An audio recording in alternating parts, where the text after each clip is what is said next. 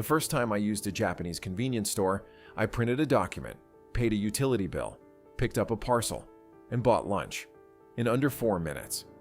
Back home, that's 4 separate trips on 4 separate days, because apparently we just accepted that. So I started looking for what else Japan quietly fixed while the rest of us were still filling out forms. Turns out it's at least 12 things. And once you see them, you can't unsee how broken your own daily life is by comparison. 1.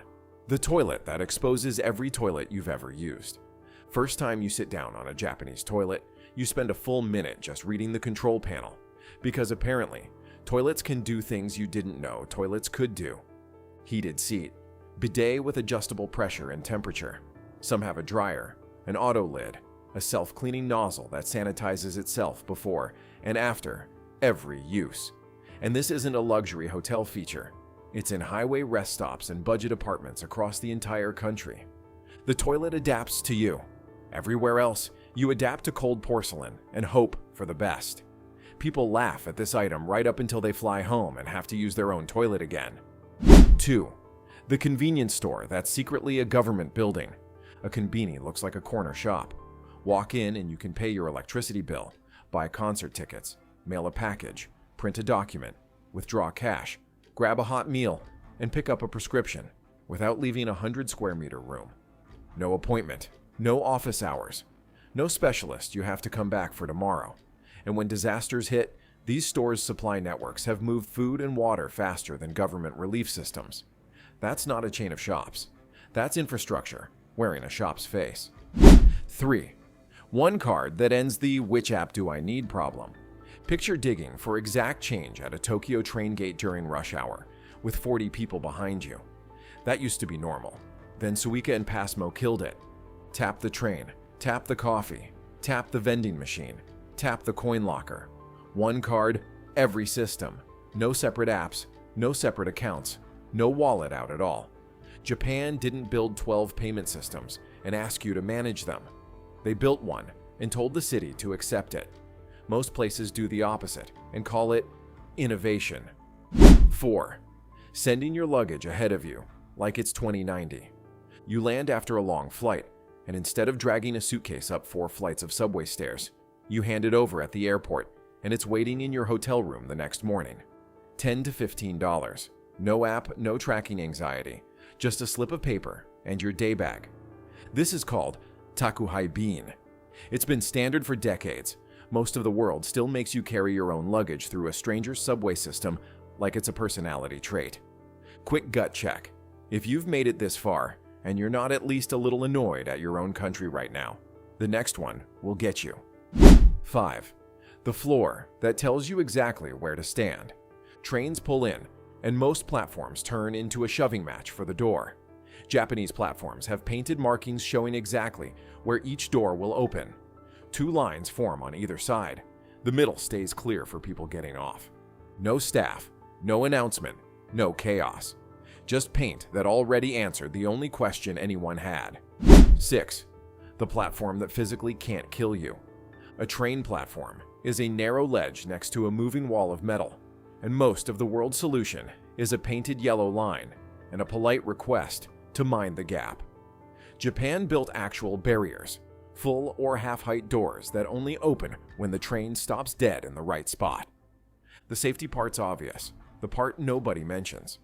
A sealed platform can be air-conditioned, and the train can move faster through the station because the driver isn't scanning for someone too close to the edge. Safety made the system quicker, not slower. 7. The floor that talks to people who can't see it. There's a textured pattern under your feet at every Japanese station and crossing that most sighted people never notice. Raised dots mean stop, something's ahead. Raised bars mean keep walking, you're on track. A person with a white cane reads the platform edge, the stairs, the turn, through the ground itself. It's not a ramp bolted on as an afterthought. It's the floor doing its job for everyone, not just the people who don't need help. 8. The button that solves a problem you've never admitted out loud. Japanese public restrooms often have a small button that plays a looping flush sound. That's it. That's the whole device. Before it existed, People flushed repeatedly during a bathroom visit just to mask sound. Millions of flushes a day, wasted, because of social discomfort nobody wanted to say out loud. Someone diagnosed the actual problem and built a $5 fix instead of just living with it. Most places never bother asking what the real problem even is. 9. The menu you can see before you order. Outside almost every restaurant, a glass case holds hand-painted plastic models of the actual dishes, accurate enough that tourists tap the glass to check if it's real food. A text menu can't show you portion size, color, or whether this is actually what you want right now. Japan looked at that gap and just filled it. Everywhere else still hands you a paragraph and hopes you guessed right. 10. The bag-free city. Coin lockers are everywhere. Stations, malls, tourist sites, even parks, in sizes from laptop bag to full suitcase. Drop your bag at 9 a.m. for a few hundred yen. Walk the city all day without feeling its weight. Grab it on your way to the hotel. They take the same IC card you tapped at the train gate.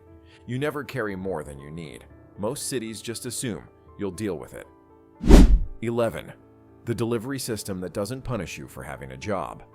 Miss a delivery almost anywhere else, and you get a card through the door, a callback number that only works 9 to 5, and a depot pickup window that conveniently overlaps with your work hours. In Japan, you reschedule online for a 2-hour window, any day, including Sunday evenings, and the driver just comes back. Standard, not premium. The routing software already expects you to miss the first attempt. It's built for humans with actual schedules, not against them. 12. The trains that taught a country to trust a schedule. Japan Rail publishes arrivals to the minute and hits that number every single day. Not as an achievement, just as the baseline. A 1-minute delay triggers a formal review. Not to punish anyone, to find out what broke and fix it before it happens again. When the train shows up at 8:47 every day, you stop building slack into your life just in case. That's not a transit system. That's a country deciding your time isn't something to be wasted by default. None of this technology is secret. Any country could copy any one of these tomorrow. What they'd actually have to copy first is the decision that public space is worth designing for the people stuck inside it, not just for the people managing them. So tell me, which one of these made you the most annoyed at your own city? Drop it below. I'll pin the most savage one